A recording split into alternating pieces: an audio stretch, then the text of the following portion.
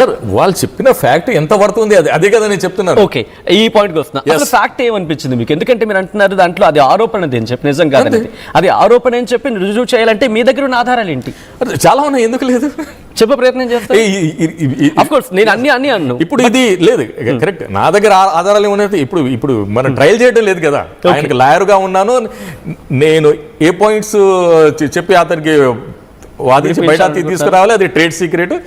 ఏదైనా మనం బెయిల్ మీద ఆర్గ్యుమెంట్ చేస్తాం, ఆ రోజు చెప్తాను, ఆ రోజు మీకు రివీల్ చేస్తాను. బట్ అదే మీరు అక్కడ మీకు కనిపించిన ఆరోపణలు ఉంటున్నాయి కదా, ఆరోపణలో బలం లేదా?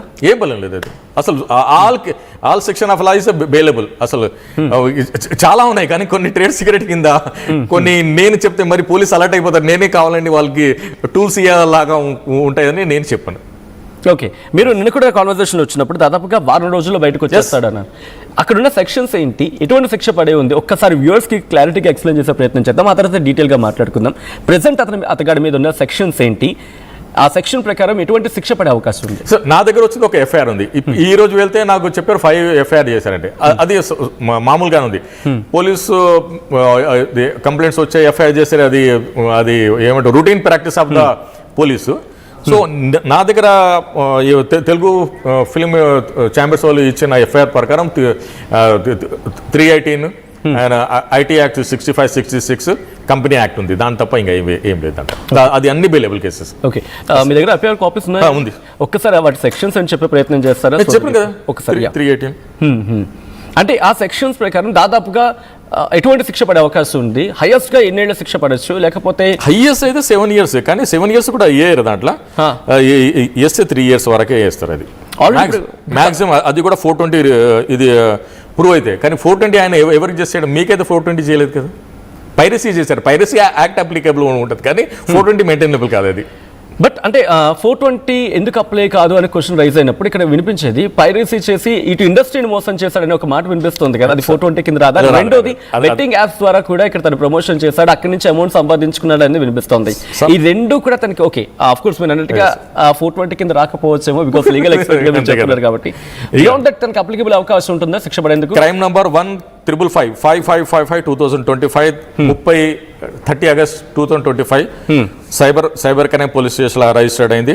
66 66E ఐటీ యాక్ట్ 2000, 2007 318 BNSS, ఇప్పుడు భారత్ న్యాయ సంహిత,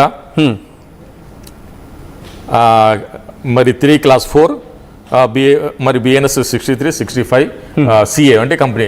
అసలు అది కంపెనీ యాక్టే అసలు మెంటల్ కదా. ఆయన షేర్స్ అమ్మలేదు కదా.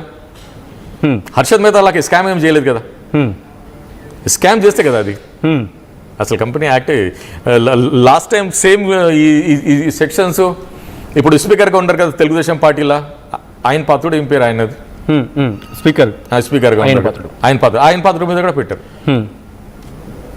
ఓకే, సో రవి విషయంలో ఆయన కరేబియన్ దీవుల్లో ఉండి ఇది నడిపించాడు. ఇక్కడ ఒక మాట వినిపిస్తోంది సలీం గారు, కరేబియన్ లాస్కి మిగిలిన మిగిలిన కంట్రీస్లో ఉన్న లాస్కి చాలా డిఫరెన్స్ ఉంది. అక్కడ మిగిలిన లాస్ అప్లికబుల్ కాదని చెప్పి. సో ఇక్కడ నేరం కరేబియన్ దీవుల్లో జరిగింది కాబట్టి దానికి తగినట్టుగా మన సిస్టమ్ ఉంటుందా, దానికి తగినట్టుగా శిక్ష తీసుకోవాల్సి ఉంటుందా, లేకపోతే ఇక్కడ జరిగిన వాటికి సంబంధించి మాత్రమే సోర్సెస్గా తీసుకుని ఇన్వెస్టిగేషన్కి వెళ్ళాల్సి ఉంటుందా? నా క్వశ్చన్ ఏంటంటే, ఇప్పుడు కరేబియన్ దీవులో జరిగింది అంటున్నారు కాబట్టి వాళ్ళ కన్సర్న్తో చేయాల్సి ఉంటుందా? అలాంటప్పుడు శిక్ష పడే అవకాశం ఉందా? సార్, కరేబియన్ దీవిలో ఉన్న వాళ్ళు అందరు క్రిమినల్సే. Point number 1 big statement. Yes. ఇప్పుడు మన నిత్యానంద స్వామి ఉన్నాడు కదా తమిళనాడు నుంచి, మరి ఆయన ఎక్కడ ఉన్నాడు? కైలాష అని, కైలాష పర్వతం కైలాస. సో అది మరి బ్రిటిష్ వర్జిన్ ల్యాండ్ అని ఉన్నారు, మన యూకేలో ఉంటుంది. ఓకే, అక్కడ కూడా మ్యాక్సిమం ఏమంటారు వరల్డ్ రిచ్ పర్సన్స్ అక్కడ ఉంటున్నారు. సో ఏ లా వాళ్ళకి అప్లికేబుల్ కాదు, ఏ ట్రీటీ కూడా వాళ్ళతో ఉండదు. సో కరేబియన్తోనే ఏ ట్రీటీ లేదు అక్కడ.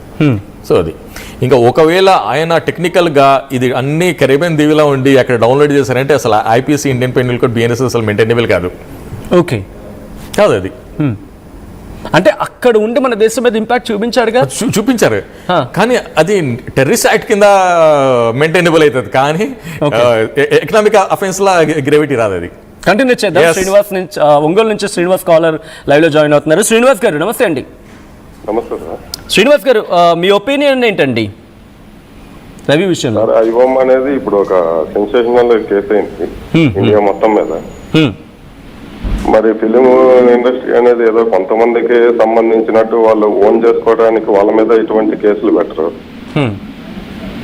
అలాంటి వాళ్ళు వచ్చేసి ఒక వ్యక్తి ఇంటెలిజెన్స్ పర్సన్ ని ఇంత చేసిన పర్సన్ ని మీరు అతను ఏదైనా తప్పు జరిగింటే తప్పు జరిగి ఉండొచ్చు, కానీ మనం బ్యాంకులో డబ్బులు పెట్టినప్పుడు మనకి గ్యారంటీ ఎవరు ఇవ్వాలి సార్? బ్యాంక్ ఇవ్వాలి. వాళ్ళు